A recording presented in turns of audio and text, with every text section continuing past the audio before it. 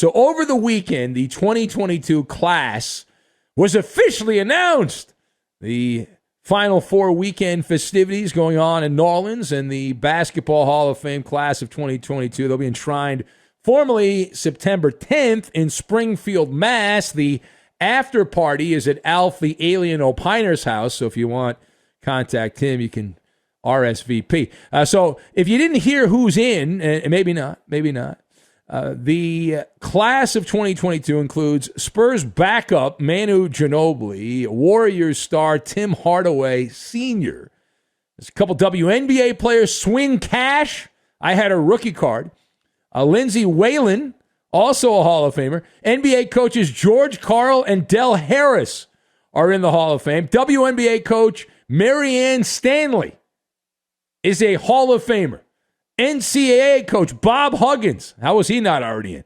And an NBA referee named Hugh Evans. All were inducted or will be formally inducted. They were announced over the weekend. And so this created a bit of a firestorm. I'd made some comments back several years ago about Manu Ginobili in particular, and a number of broken-hearted San Antonio apologists were very upset with that, and they wanted to do a victory lap because Ginobili got in the Hall of Fame. See, that proves you're a moron. And I just laughed at all this. I thought it was the funniest thing I'd seen because it's actually the opposite here. And these people are so stupid, they don't even understand it, which is fascinating to me, how you could be that dumb and be a functioning member of society. So let us discuss the question. Did the Hall of Fame make a mistake honoring Manu Ginobili? So, yeah, I'm nodding my head yes here. You can't see me because we're on radio. I'm nodding my head yes. I've got generic brand, Storehouse, and Storm Clouds. And we will put all of this together and make the Baba Ganoush. We're going to make the Baba Ganoush. Now, first of all, I have nothing personally against Manu Ginobili. I hear he's a very nice guy. He was a good player. He's just not a Hall of Famer. His induction confirms my theory on the Pro Basketball Hall of Fame is spot on.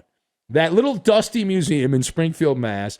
has extremely low standards for admission. Everyone's in. I think I'm in the Hall of Fame. I'm not sure what I'm in the Hall of Fame for, but I believe I was nominated and elected several years back. I just didn't show up. But Ginobili getting an invite is another blemish. This is another mark against the Basketball Hall of Fame. It cheapens the honor for everyone who legitimately should be in the Hall of Fame. His resume doesn't talk. It screams not Hall of Fame worthy. That's the way it is. We'll be the grown-ups in the room here. We'll be the adults in the room. Manu was, let's be honest here, a generic brand ball player in the NBA. It's not my opinion. It's a fact. Take the emotion out of it. Championships don't matter. They're team awards. They're not individual awards. An individual doesn't win a championship. Teams win championships. So you eliminate that right off the top. You cut that off. That's the haircut right there. So what is my evidence here? The eyeball test and the resume. Like, there have to be some standards to be in the Hall of Fame. As an NBA player, how many MVP awards did Manu Ginobili have?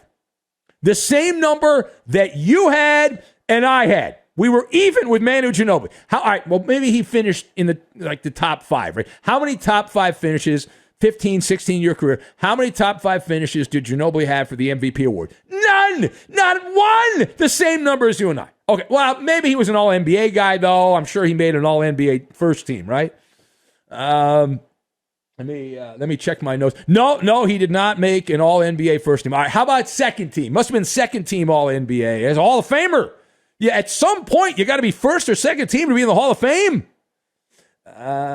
No, he was not second team all-NBA. All right, now, maybe he was just a defensive guy. Like Dennis Rodman. Dominated defensively. Defensive Player of the Year. Did he win a Defensive Player of the Year award? Manu Ginobili? No. What about defensive first team? He had to be a defensive first team somewhere along the way, right? No. Ginobili had no defensive first team. All right, second team. How about second team All-NBA defense? Had to be second team. Come on, give it to me. Give it to me. No. Wrong again. Einstein, wrong again. He was a backup Ginobili for almost 70% of his games, 67% of the games. So he must have won like 7 or 8 Sixth Man of the Year awards, at least like 4 or 5, right? No, he won 1. He was 1 time Sixth Man of the Year. And All-Star twice. That's it. 2 times. 2 times an All-Star. That's all. The comps on this guy, we've said it before, we'll say it again, are players like Terry Porter, Jeff Hornacek, Horny. Those are the comparisons.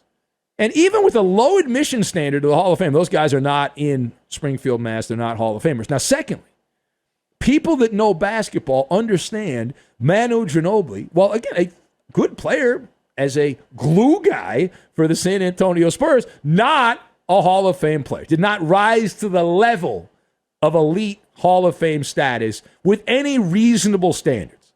And that, again, is the issue. I keep going back to that. The Naismith Memorial Basketball Hall of Fame is the joke of all Hall of Fames. They are so lenient, they're the laughingstock of the Hall of Fame community, right? They're the ugly redheaded stepchild of the Hall of Fame community. Among the 4 main American sports leagues that the industrial complex of sports produce, they are the participation award trophy version. It's like an all-inclusive resort. Let me make my case here. All right, so as of April 2022, as we're doing this, the Hockey Hall of Fame has 417 members in it. The National Baseball Hall of Fame in Cooperstown, New York, 333 members, half the sign of the devil. The Pro Football Hall of Fame has 362. The Basketball Hall of Fame has 432. So you say, well, those numbers to the untrained, to the novice, the neophyte, those numbers are very similar, so what's the big deal? Well, I advise you to do some back-of-the-napkin MALLER math. The NBA started 25 years roughly after any of the other pro sports leagues. Now, baseball has the jump on everybody, but the NBA was founded over 25 years after any of the other professional sports leagues. They were the new kids on the block. They also, and this is the other part which is very important, they have the lowest number of players per team.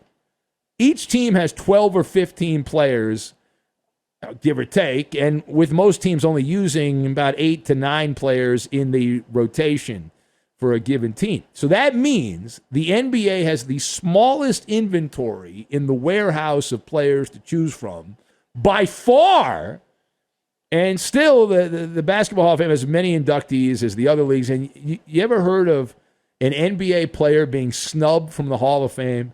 In sports talk radio, the world I live in, inside the Magic Radio box, we're good once every couple of years for, I can't believe so-and-so didn't make the Baseball Hall of Fame or the Pro Football Hall of Fame. There's a great injustice. You never get that with basketball. Why? Because everybody gets in.